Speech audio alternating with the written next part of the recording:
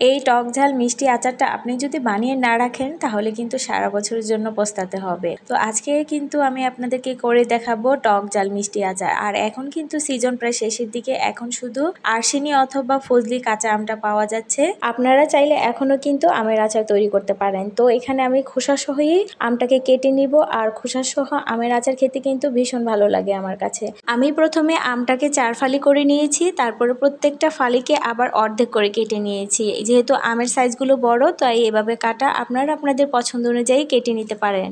আম সংরক্ষণে এই পদ্ধতিটা কিন্তু খুবই কার্যকরী। এখানে প্রতি কেজির জন্য আমি 1 টেবিল চামচ করে লবণ দিয়েছি আর ভিনেগার দিয়েছি 1 কাপ পরিমাণ, মানে আমি 3 চা চামচ পরিমাণ লবণ দিয়েছি আর 1 কাপ পরিমাণ ভিনেগার দিয়ে ডুবন্ত পানিতে আমি 2 ঘন্টার জন্য রেস্টে রাখবো। সবচেয়ে ভালো হয় ওভারনাইট রাখতে পারলে। তো আমার হাতে যেহেতু সময় নেই, তাই আমি 2 ঘন্টার জন্য পানিতে ডুবিয়ে রাখছি। 2 ঘন্টা পর অবশ্যই ভালো পরিষ্কার পানি দিয়ে ধুয়ে পানিটাকে ঝরিয়ে নিতে হবে। আমি যেন কোনো পরিমাণ পানি না থাকে, আর যদি রোদে একটু টেনে নেওয়া যায় তাহলে তো সবচেয়ে বেশি ভালো হয়। চলে যাচ্ছে আচার তৈরিতে। আর আচার নাড়াচাড়ার জন্য একটা বড় কড়াই হলে কিন্তু সবচেয়ে ভালো হয়। তো এখানে আমি প্রায় আধা কেজি পরিমাণ সরিষার তেলটা ভালো করে গরম করে নিব। আর এখানে নিয়েছি শুকনো মরিচ কুচি প্রায় 5 থেকে 6টি, আর দারচিনি নিয়েছি 3টা, আর তেজপাতা 2টা।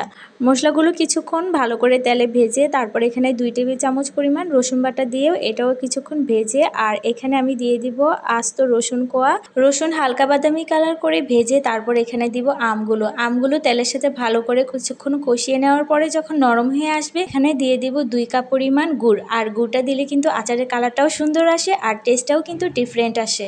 এরপর দিয়ে দিব 2 কাপের মতন চিনি আর 2 চা চামচ পরিমাণ লাল মরিচের গুঁড়ো, একটু মিশিয়ে নিব। এরপর দিয়ে দিচ্ছি 2 টেবিল চামচ পরিমাণ জিরের গুঁড়া, আর দিয়ে দিচ্ছি বিট লবণ আর রেগুলার লবণ। আর মশলার সাথে এখন ভালো করে আমগুলোকে কষিয়ে নিতে হবে। আর এই পর্যায়ে কিন্তু চুলা একটু হাই হিটে রাখবেন। আর কিছুক্ষণ পরে কিন্তু এই যে পানি ওঠা শুরু করে দিয়েছে, আর নাড়াচাড়া কিন্তু বন্ধ করা যাবে না, কিছুক্ষণ পরপরই নাড়তে থাকতে হবে যেন নিচে তলানিতে না লাগে। তো এখানে আমি 3 টেবিল চামচ পরিমাণ আচারের মশলা নিয়েছি, আর এখানে দিয়ে দিচ্ছি 3 টেবিল চামচ পরিমাণে ভিনেগার। তো এটাকে গুলিয়ে এখন আচারে দিয়ে দিব। আর এই মশলাটা কিন্তু আমার পেজে আছে, আপনারা চাইলে দেখে নিতে পারেন। তো মশলাটা দেওয়ার পরে ভালো করে এটাও আমের সাথে মিশিয়ে নিতে হবে। তো প্রায় 20 থেকে 25 মিনিট পর কিন্তু আমি পানিটাকে শুকিয়ে নিয়েছি। এই যে দেখুন কি পরিমাণে গ্রেভি হয়ে এসেছে, একদম মাখো মাখো হয়ে এসেছে। আমার আচার কিন্তু প্রায় হয়ে এসেছে। এখন লাস্ট মুহূর্তে আমি একটু আচারের মশলা আবার উপর থেকে দিয়ে দিব। তারপরে মশলাটাকে ভালো করে আচারের সাথে মিশিয়ে নিতে হবে। আমের আচার সংরক্ষণে অবশ্যই আপনি নর্মাল ফ্রিজে রাখতে পারেন, আর মাঝে মধ্যে রোদ দিতে পারেন। এই তো তৈরি হয়ে গেল মজাদার টক ঝাল আমের মিষ্টি আচার।